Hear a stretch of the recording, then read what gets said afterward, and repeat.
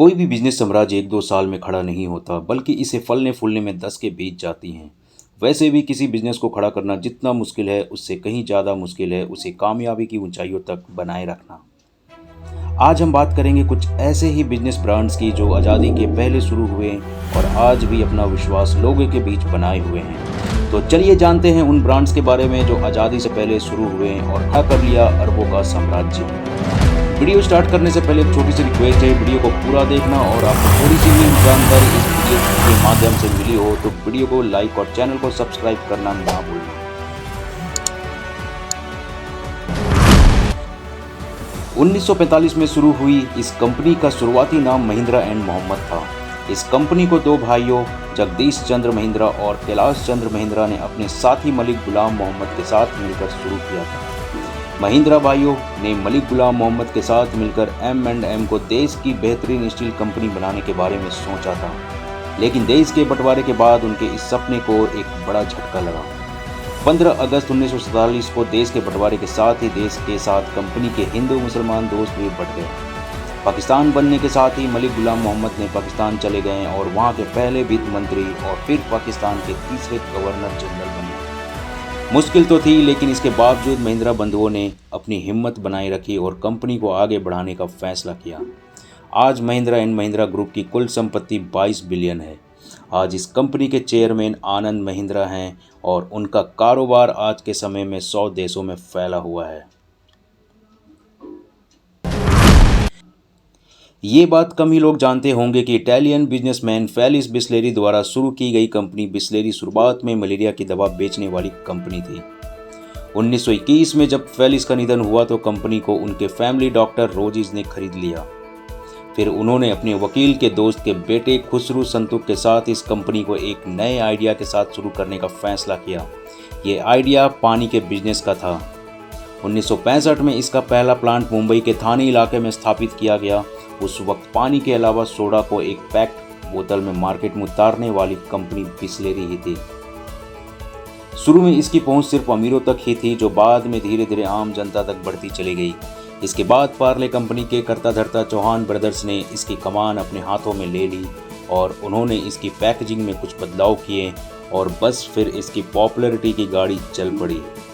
आज अपने 135 प्लांट के दम पर बिस्लेरी रोजाना 2 करोड़ लीटर से भी अधिक पानी बेचने वाली कंपनी बन गई है। 2019 में भारत में बिस्लेरी की मार्केट वैल्यू $24 बिलियन थी और माना जा रहा है कि 2023 तक इसकी मार्केट वैल्यू $60 बिलियन हो जाएगी।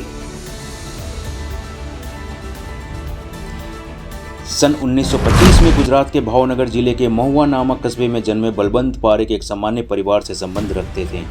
बलवंत पारेख वकालत की पढ़ाई के लिए मुंबई चले गए। कुछ समय बाद उन्होंने वकालत करने का मन बदल लिया और मुंबई जैसे शहर में जीवन चलाने के लिए एक डाइंग और प्रिंटिंग प्रेस में नौकरी कर ली। इसके बाद उन्होंने एक लकड़ी व्यापारी के कार्यालय में चपरासी की नौकरी कर ली। वो प्रिंटिंग प्रेस से लेकर लकड़ी व्यापारी के यहाँ काम करने तक वो कुछ न कुछ सीखते ही रहे। बलवंत को अपने सपने साकार करने का मौका तब मिला जब भारत आज़ाद हुआ। बलवंत को अपने वो दिन याद आए जब वो लकड़ी व्यापारी के यहाँ चपरासी थे। इस दौरान उन्होंने देखा था कि कैसे कारीगरों को 2 लकड़ियों को जोड़ने में कितनी मुश्किलें आती थी। लकड़ियों को आपस में जोड़ने के लिए पहले जानवरों की चर्बी से बने गोंद का इस्तेमाल किया जाता था। इसके लिए चर्बी को बहुत देर तक गर्म किया जाता था और इस दौरान इसमें से इतनी बदबू आती थी कि कारीगरों को सांस लेना तक मुश्किल हो जाता था। इस बारे में सोचते हुए बलवंत को आइडिया आया कि क्यों ना ऐसी गोंद बनाई जाए जिसमें से ना इतनी बदबू आए और ना ही बनाने में इतनी मेहनत लगे। वो इस संबंध में जानकारी जुटाने लगे और बहुत तलाशने के बाद उन्होंने सिंथेटिक रसायन के प्रयोग से बने गोंद बनाने का तरीका मिल गया। इस तरह बलवंत पारेख ने अपने भाई सुनील पारेख के साथ मिलकर 1959 में पिडिलाइट ब्रांड की स्थापना की और पिडिलाइट ने ही देश को फेविकॉल के नाम से सफ़ेद और खुशबूदार गोंद दी। यह कंपनी अब 200 से ज़्यादा प्रोडक्ट्स तैयार करती है, लेकिन इससे सबसे ज़्यादा फ़ायदा फेविकॉल ने ही दिया। गुजरात के एक साधारण परिवार से आने वाले बलवंत पारेख, जिन्होंने चपरासी तक की नौकरी की, उन्हें फोर्ब्स कुछ वर्ष पहले एशिया के सबसे धनी लोगों की सूची में 45वां स्थान दे चुकी है। उस समय बलवंत पारेख की निजी संपत्ति $1.36 बिलियन थी। इस कंपनी के फाउंडर मोहन सिंह ओबराय का बचपन काफ़ी मुश्किलों से भरा था। उनके पिता की तभी मृत्यु हो गई थी जब वो मात्र 6 महीने के थे। उनकी मां ने बड़ी ही मुश्किल से उन्हें पाल पोस कर बड़ा किया। वो नौकरी के लिए दर दर भटके लेकिन कहीं कोई फ़ायदा नहीं हुआ। इसके बाद अपनी किस्मत आजमाने वो शिमला पहुँचे। यहाँ किस्मत ने उनका साथ दिया और उनकी नौकरी 40 रुपये प्रति महीना की पगार पर उस वक्त के सबसे बड़े होटल सिसिल में बतौर क्लर्क लग गई। यहाँ कमाकर वो कुछ सेविंग किए। इसके बाद उस होटल को 14 अगस्त 1935 को मोहन सिंह ने 25,000 रुपये में खरीद लिया। इसके बाद तो उनकी भाग्य की स्पीड ऐसी भागी कि उन्हें मैच करना बड़ा मुश्किल हो गया। उन्होंने अपनी मौत से पहले अरबों का होटल साम्राज्य खड़ा कर दिया और इस तरह मोहन सिंह ओबराय ने भारत के सबसे बड़े होटल उद्योग ओबराय होटल्स की नींव रखी। डाबर की नींव कोलकाता के एक आयुर्वेदिक डॉक्टर S.K. बर्मन ने रखी थी।